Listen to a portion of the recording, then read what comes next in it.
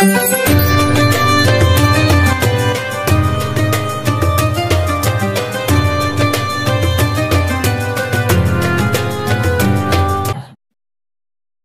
al-musannif rahimahullahu ta'ala wa nafa'ana bihi wa bi ahlumihi fid dharain.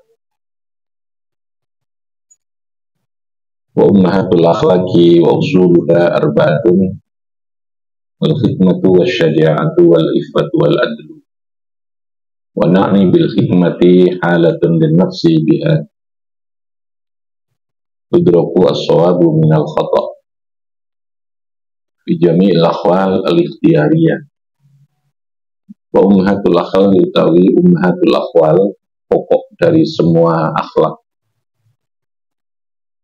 namanya ummahatul akhwal, akhlak maksud saya, ummahatul akhlak.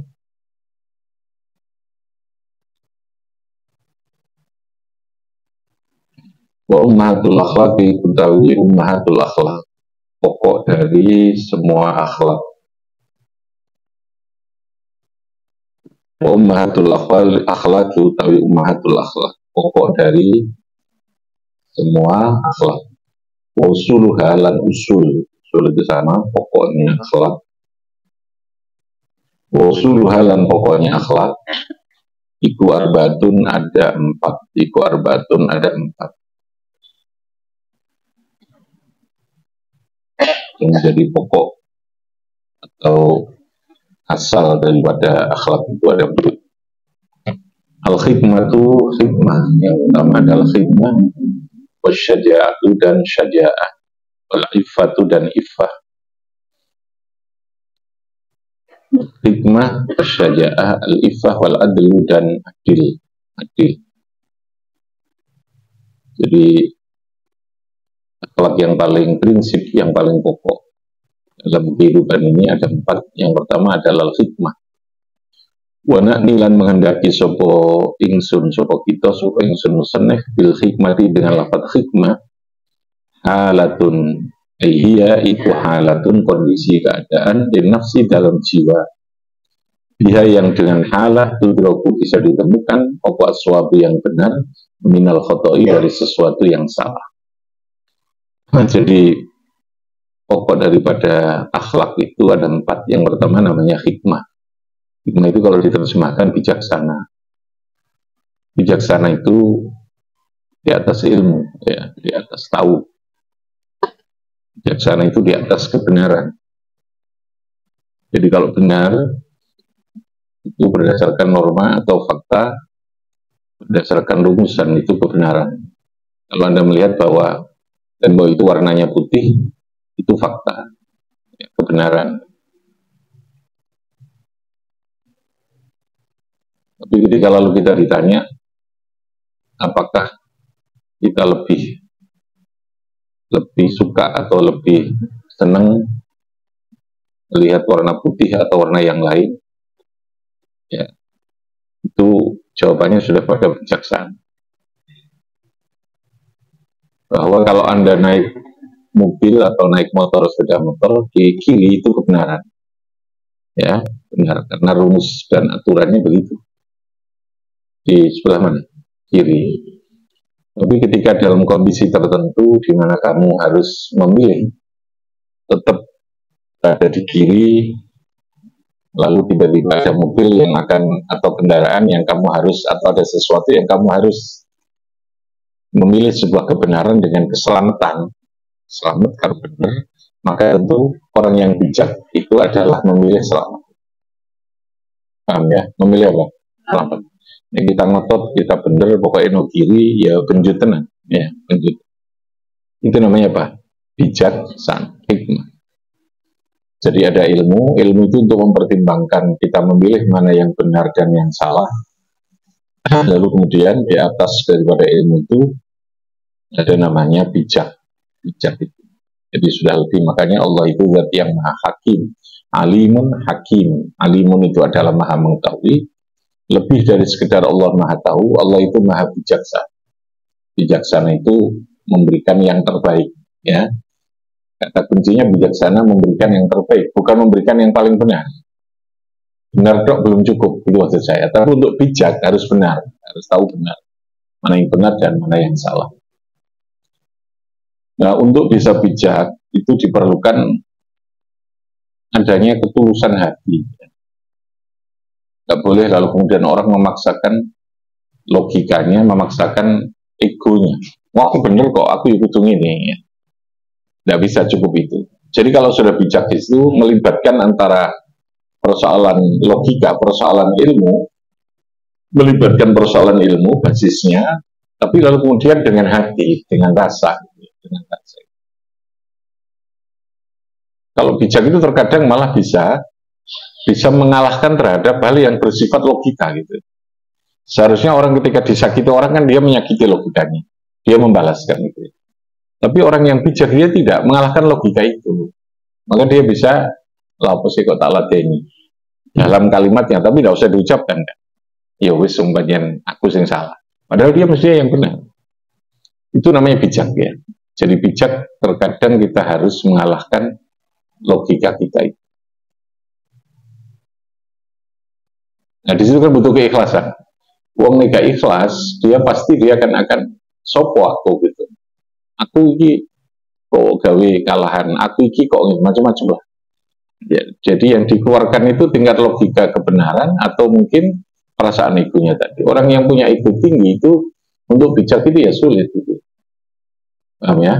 Untuk bijak itu sulit. Makanya mengelola jiwa, mengelola emosi, mengelola hati, mengelola pikiran itu menjadi sangat penting untuk kita bisa menjadi pemenang. Ya, untuk menjadi pemenang terkadang kita harus mengelola ego kita, mengelola emosi, mengelola jiwa kita. Untuk menjadi orang yang bisa damai dalam kehidupan, terkadang kita harus mengelola itu. Mengelolanya apa ya? Menjadikan ego kita ini menjadi sesuatu yang lebih bermanfaat untuk jangka panjang. Jangan melihat aku pokoknya benar lalu melakukan tadi ya dengan memaksakan diri pada kebenaran tanpa berpikir tentang akibat yang ditimbulkan dari sebuah kebenaran. Itu gampangnya begitu. Jadi tingkatannya sudah lebih tinggi. Itu harus berproses ya. Ilmu dulu, ilmu kita paham, lalu kita campur dengan kebijakan, dengan rasa, dengan hati kita gitu ya.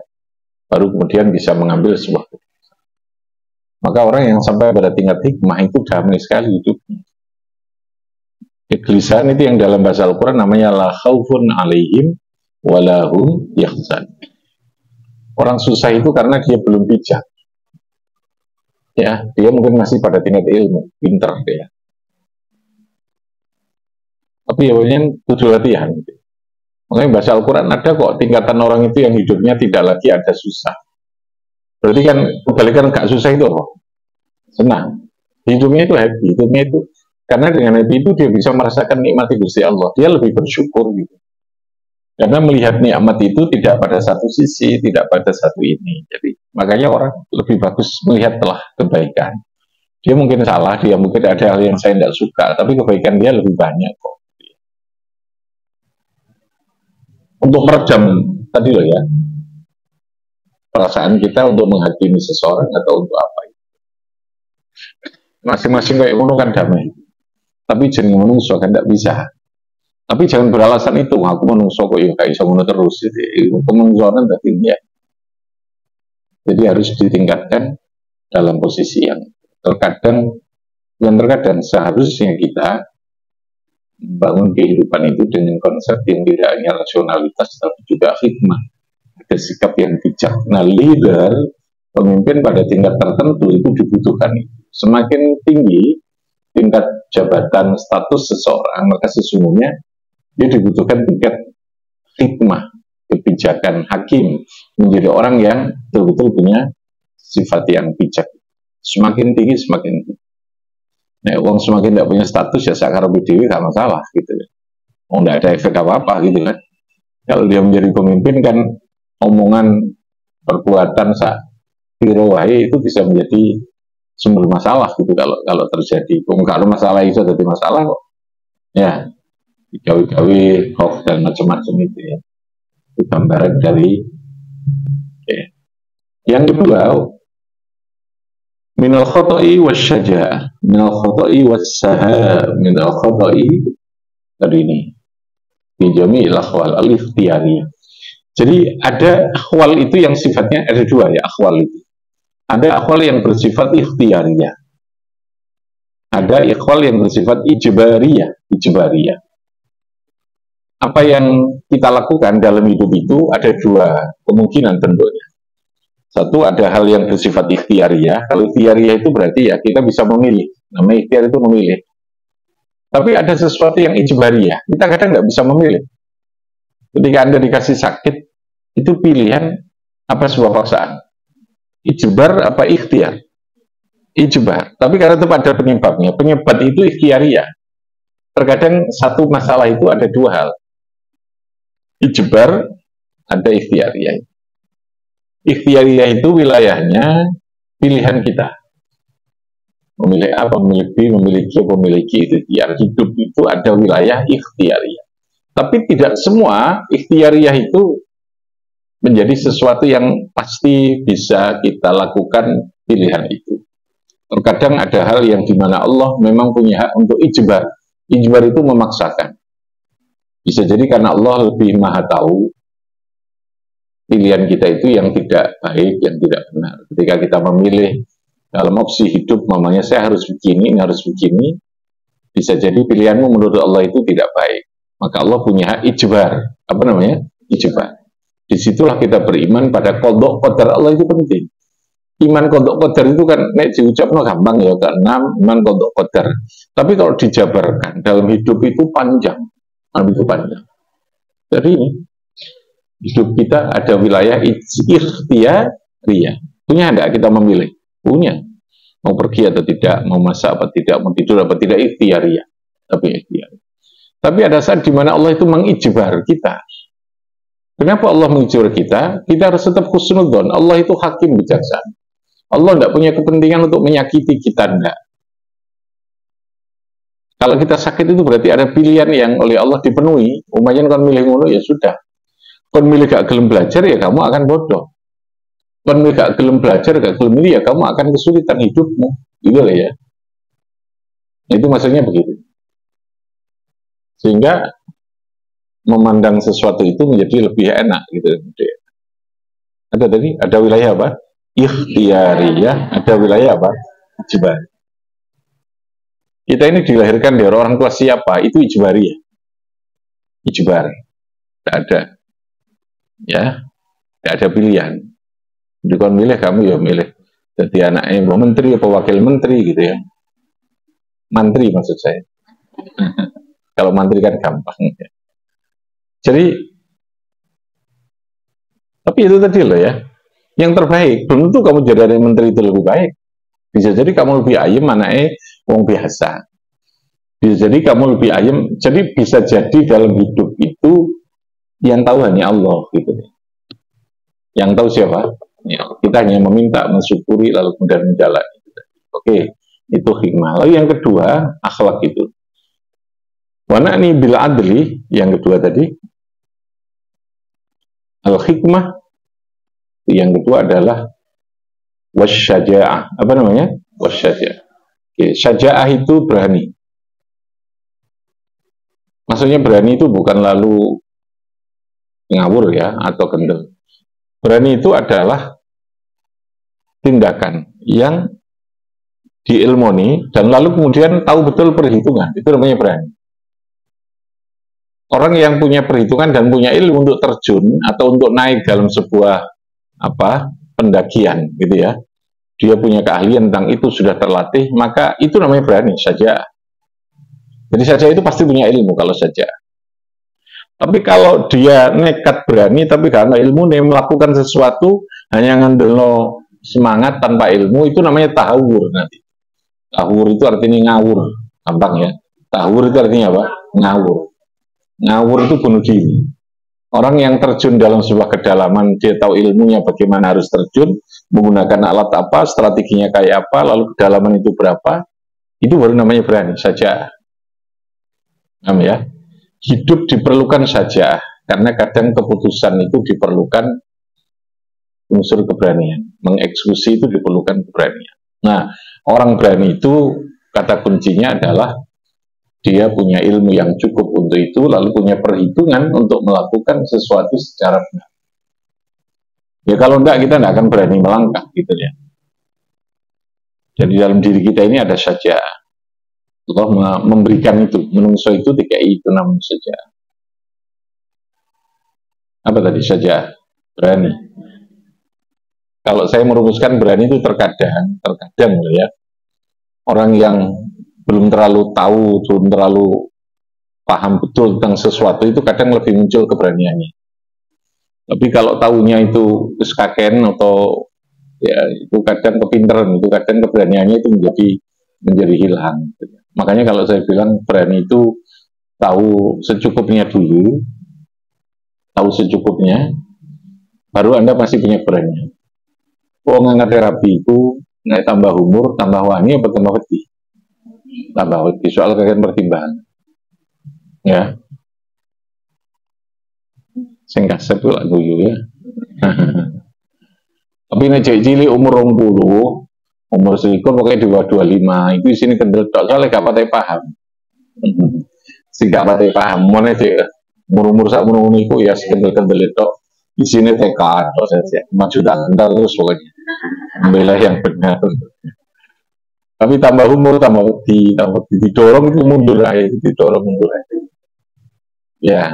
Ya, dia terlalu banyak tahu tapi dari satu segi kan, tahu hanya dari satu aspek itu, tidak aspek lain dia tidak paham gitu. Makanya ilmu perlu cukup, sehingga kalau ilmunya setengah-setengah tidak tahu. Tapi kalau memahami sesuatu itu ya dari saya katakan kepintaran itu ya malah akan takut untuk mengambil sebuah keputusan karena terlalu banyak pertimbangan tadi itu. Syaja'ah, jadi hidup itu perlu adanya syaja'ah. Ilmu saja tidak cukup, perlu syaja'ah. Syaja'ah itu persoalan leadership, latihan dia sampai lalu hal yang menakutkan menjadi tidak takut ya, karena sudah berlatih terus.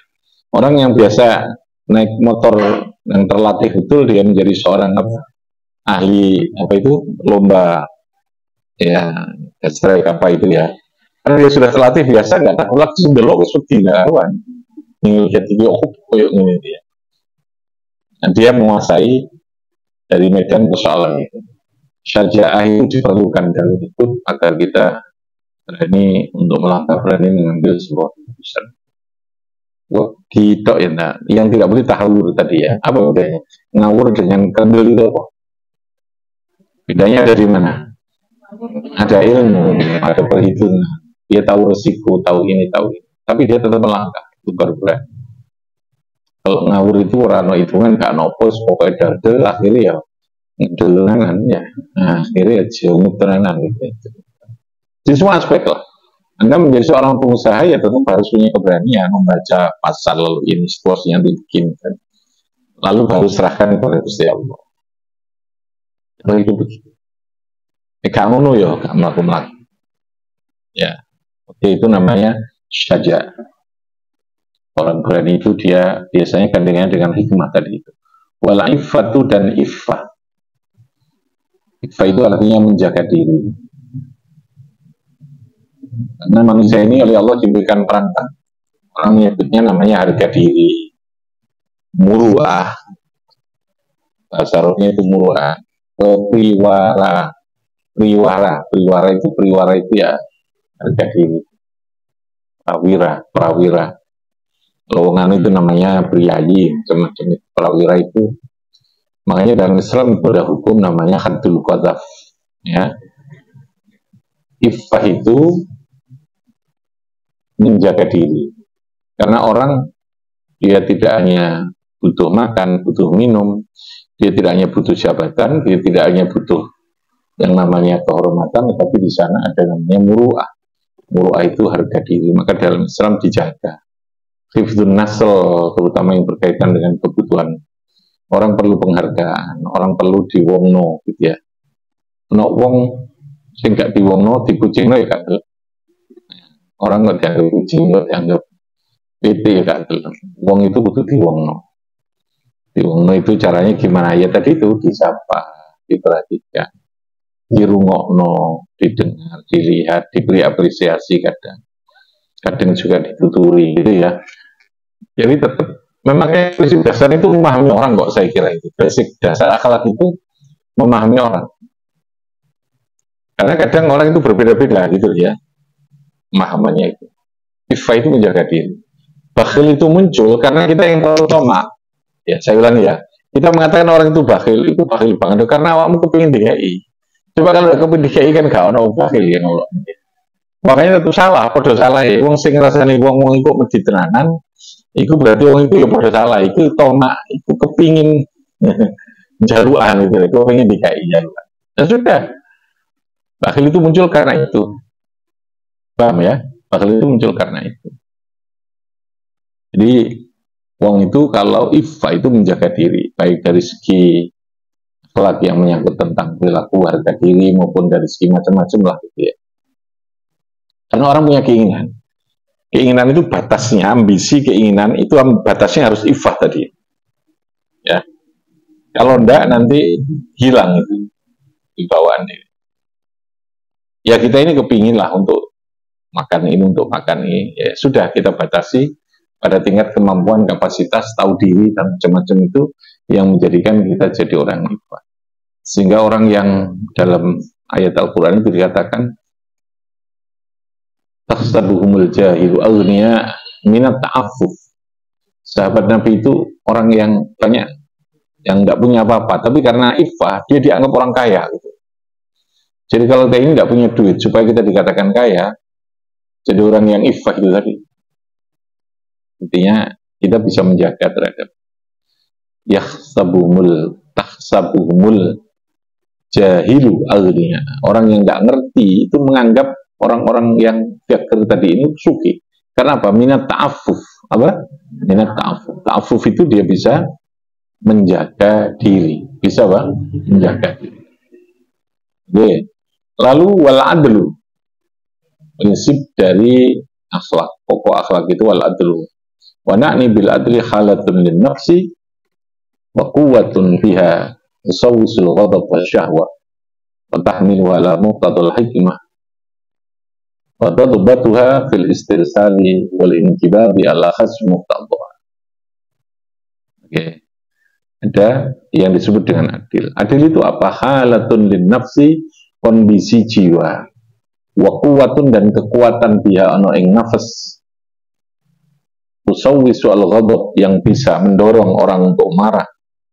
Wasyahwah wa tahmiluha ala muqtadal hikmah. Adil itu kemampuan kita untuk mengendalikan jiwa kita berada di dalam posisi yang hikmah, yang bijak tadi itu, yang bijak tadi. Jadi karena dalam diri kita ini rumitnya menungso ya, rumitnya menungso itu begitu rumitnya. Jeroan kita ini rumitnya setengah mati ya. Nek bangsa njobo itu casingnya itu sebenarnya nggak terlalu rumit. Pokoknya itu kayak imangan selesai, pokoknya itu kok ono wedak dibuburi ya sudah, ya. Butuh apa? Mobil, butuh sepeda motor, butuh rumah, itu lahir itu. Yang rumit itu mengelola terhadap hati tadi. Nah, adil itu persoalannya adalah kondisi kejiwaan yang mampu mengelola terhadap semua dorongan yang ada pada manusia. Manusia itu punya syahwat, dia punya nafsu, dia punya keinginan, punya ego tadi itu, punya muruah, punya harga diri ya. Itu untuk rumit jadi manusia itu. Kalau kambing kan tidak pernah punya harga diri. Makanya dia telanjang pun ya menang aja gitu ya.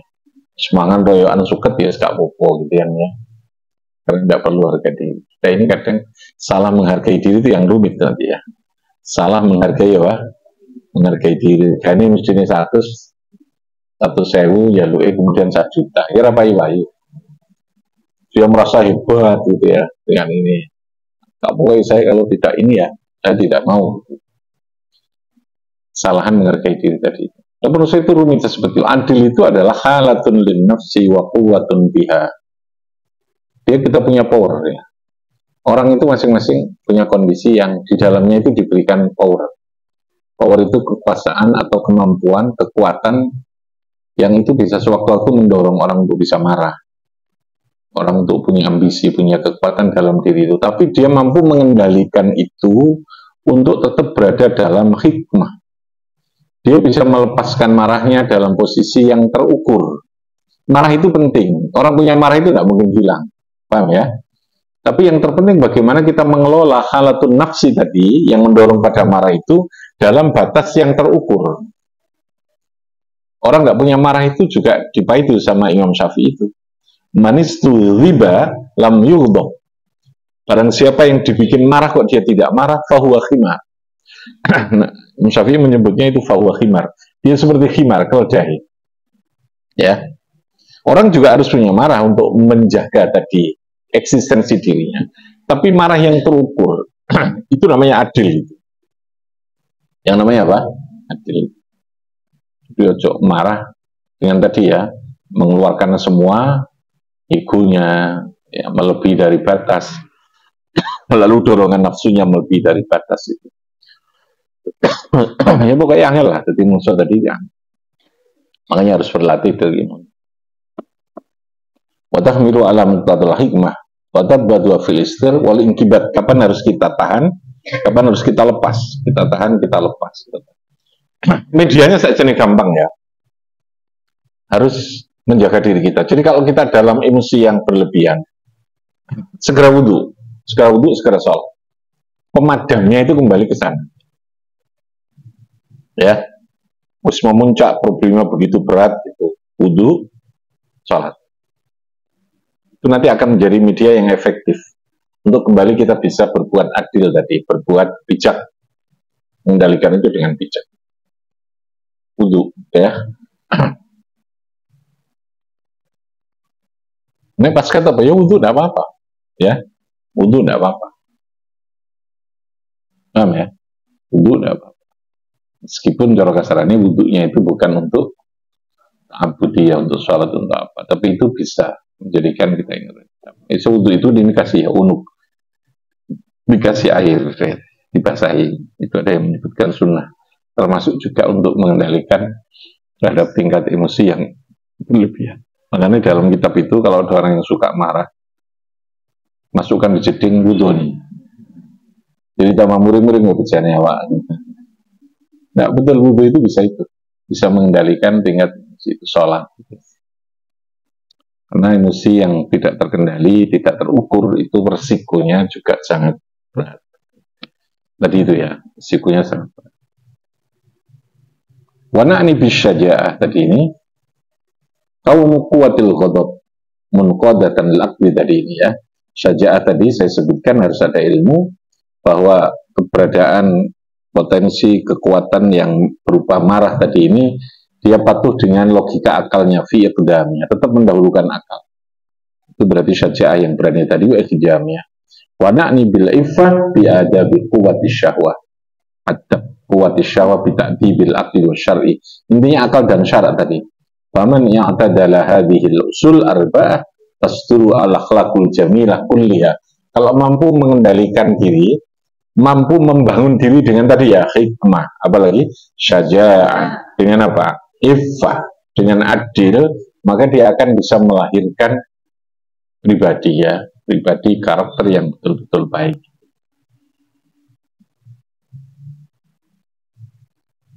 Ya kalau dalam beberapa hal itu kadang kita harus membuat rumusan yang enteng.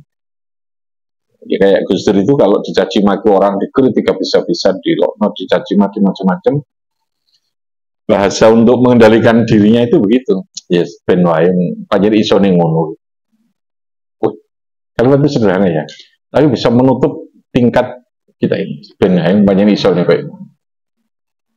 Semua kok dipikir ya jalan. Kalimat memang gua pikirin. Itu sesungguhnya kalimat-kalimat yang bisa meredam tingkat kita untuk terus bijaksana. Ya nek awakmu karo ya aku kok pikir. Nek wis terus aku juga mau pikir. Jadi kira gak perlu mikir kan? Masalah itu. Kamu kalau dengan suatu masalah yang kamu sudah tahu lah, kamu pikir wis terus kok pikir. Kalau kamu masalah itu kamu tidak tahu, enggak kalau aku kok pikir itu bagian. Akhirnya kan enak itu. Jadi itu sebenarnya rumusan dari ini loh, dari tasawuf tingkat tinggi itu. Ya, tingkat tinggi. Paham ya? Tasawuf apa? Tingkat tinggi. Kalimat-kalimat itu, tapi kan mengaplikasinya tidak mudah. makanya kuat. Justru itu kan gerah, stroke, berkali-kali sudah terserang stroke secara fisik, ya. Tapi bertahan, kuat. Karena apa? Jeroannya lebih kuat daripada fisiknya. Nek sing jeroannya gak kuat, kena opo titik langsung sengkleh wis. Ya, jeroan yang diperkuat itu jeroan. Jadi olahraga fisik itu penting untuk menjaga fisik. Tapi yang tidak kalah pentingnya adalah olahraga mengolah batin, mengolah jiwa dengan tingkat kemampuan yang tadi ini, agar supaya kita tetap punya kekuatan mengendalikan terhadap raga kita ini. Kalau beban problem raga itu tidak sepiro aslinya ya. Makanya orang yang sakit stroke itu, ya toh, kalau jiwanya masih kuat, dia masih bisa bertahan. Masih bisa bertahan. Yang nggak berfungsi hanya fisiknya. Paham ya? Jiwanya bisa lebih kuat. Oke, silakan. Urusan persetukan dan jiwanya. Nah, kalau ada yang tanya, boleh? Tanya. Oh, belum. Yang lain? Hah? Ada? Iya.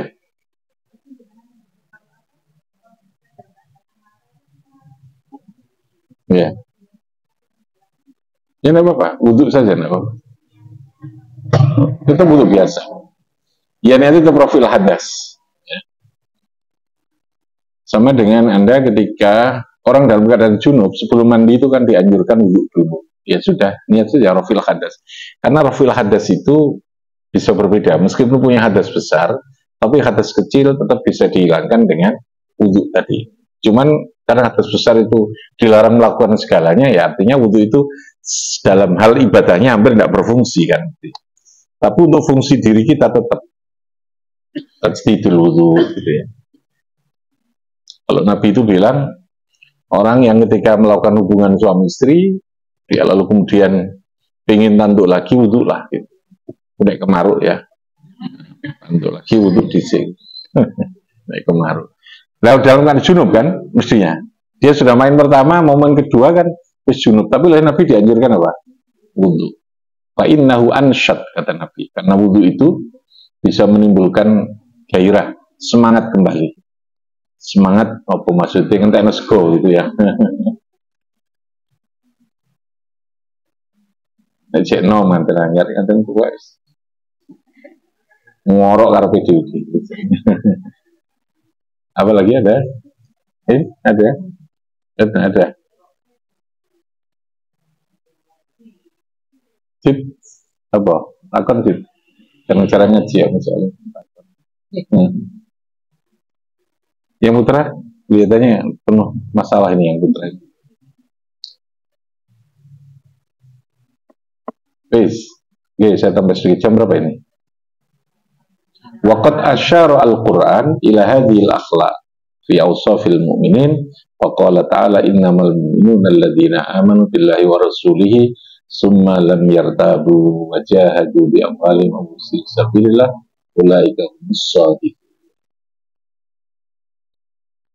Awsafil mu'minin, orang mukmin itu alladzina, sifatnya ini amanu billahi wa rasulihi, lalu summa lam yartabu, dia tidak ada keraguan, yakin betul dalam dirinya, wajahatu, dia bersungguh-sungguh berjihad itu, bersungguh-sungguh berkorban bi amwalihim, bahkan wa anfusihim, jiwanya fisabilillah, dalam melakukan membela agama Allah, membela kebenaran.